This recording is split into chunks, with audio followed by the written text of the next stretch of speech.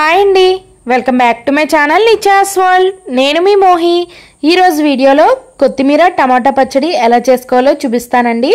కారం కారంగా పుల్ల పుల్లగా టేస్ట్ అయితే చాలా బాగుంటుంది. అన్నంలోకైనా టిఫిన్స్లోకైనా చాలా పర్ఫెక్ట్గా ఉంటుందండి. ఇప్పుడు ఎలాగో వచ్చేది వర్షాకాలం కాబట్టి ఈ వర్షాకాలంలో ఇలా ఘాటుగా పుల్ల పుల్లగా ఉండే పచ్చళ్ళు చేసుకుని తింటే కూరలు కూడా వేరేగా అవసరం ఏమీ ఉండదు. ఇక్కడైతే నేను ఒక పెద్ద కట్ట కొత్తిమీర కట్టనైతే తీసుకున్నాను. దీనికి చివరన ఉన్న కాడలను అయితే తీసేసుకోవాలి. చాక్ తోటి కట్ చేసేసారంటే వచ్చేస్తాయి. కాడలన్నీ కూడా రిమూవ్ చేసేసుకున్న తర్వాత ఈ కొత్తిమీరని ఇప్పుడు ఎక్కువ నీళ్ళల్లో వేసుకుని వీడియోలో చూపిస్తున్న విధంగా విదిలించుకుంటూ అయితే కడుక్కున్నారంటే లోపల ఏమైనా డస్ట్ ఉన్నా సరే మీకు ఈజీగా బయటకు వచ్చేస్తుంది. కొత్తిమీరలో అయితే చాలా ఎక్కువగా మట్టి అయితే ఉంటుందండి. చాలా శుభ్రంగా అయితే కడుక్కోవాలి. మనం తీసుకున్న వాటర్ చూసారు కదా ఎంత మట్టిగా వచ్చాయో. ఇవి వైట్ గా వచ్చేంత వరకు కూడా మనం కడుక్కుంటూ ఉండాలి. ఈ కొత్తిమీరని చిన్న చిన్న ముక్కలుగా అయితే కట్ చేసుకోవాలి. నేను తీసుకున్న కట్ట కొత్తిమీరకు గాను మీడియం సైజు ఒక 8 టమాటాలను అయితే తీసుకున్నాను. వీటిని కూడా ఇలా ముక్కలుగా అయితే కట్ చేసుకుని ఒక ప్లేట్లోకి తీసుకున్నాను. మీ కారానికి తగ్గట్టుగా పచ్చిమిరపకాయలను అయితే తీసుకోవాలి. నేనైతే ఒక 25 నుండి 30 పచ్చిమిరపకాయలు తీసుకున్నాను.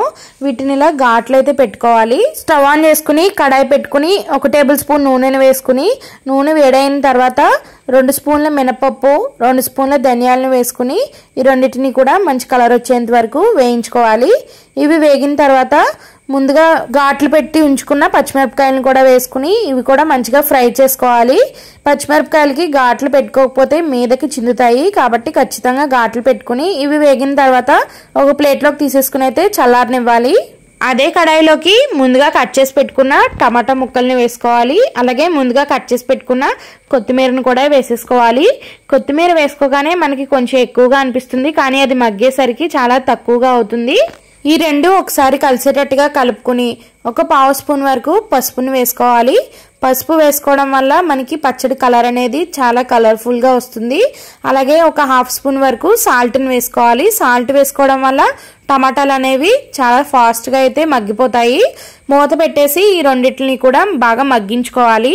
ఒక పావు గంట తర్వాత అయితే ఇవి మనకి మగ్గిపోయి ఉంటాయి. చూసారు కదా, కొత్తిమీర అనేది చాలా తక్కువగా అయింది మగ్గేసరికి. టమాటాలు కూడా చాలా మంచిగా మగ్గిపోయాయి. ఇప్పుడు ఈ రెండింటిని కూడా ఒక ప్లేట్లోకి అయితే తీసేసుకుని చల్లారనివ్వాలి.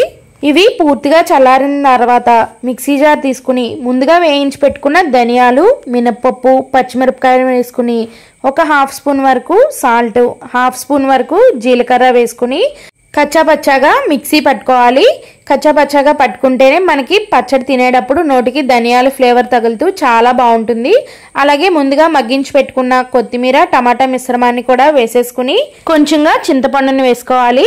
మనకి టమాటాల నుండి వచ్చే పులుపుతో పాటు ఈ చింతపండు వేయడం వల్ల ఎక్స్ట్రాగా పులుపుతో ఈ పచ్చడి టేస్ట్ అనేది చాలా బాగుంటుంది. ఇలా మిక్సీ పట్టుకున్న తర్వాత పచ్చడికి మెయిన్గా పోపు ఉండాలి కదా. కడాయిలోకి 2 టేబుల్ స్పూన్ల ఆయిల్ వేసుకుని 10 నుండి 15 వెల్లుల్లిపాయ రెబ్బల్ని చితగొట్టుకుని వేసుకోవాలి. అలాగే 1 స్పూన్ వరకు ఆవాలు 1 స్పూన్ వరకు జీలకర్ర 2 స్పూన్ల వరకు పచ్చిశనగపప్పును వేసుకుని ఇవి ముందుగా ఫ్రై చేసుకోవాలి. ఇవి ఫ్రై అయిన తర్వాత 5 నుండి 6 ఎండుమిరపకాయలని తుంచి వేసుకోవాలి. ఎండుమిరపకాయలని లాస్ట్లో వేసుకోవాలి, ముందే వేసేస్తే మాడిపోతాయి.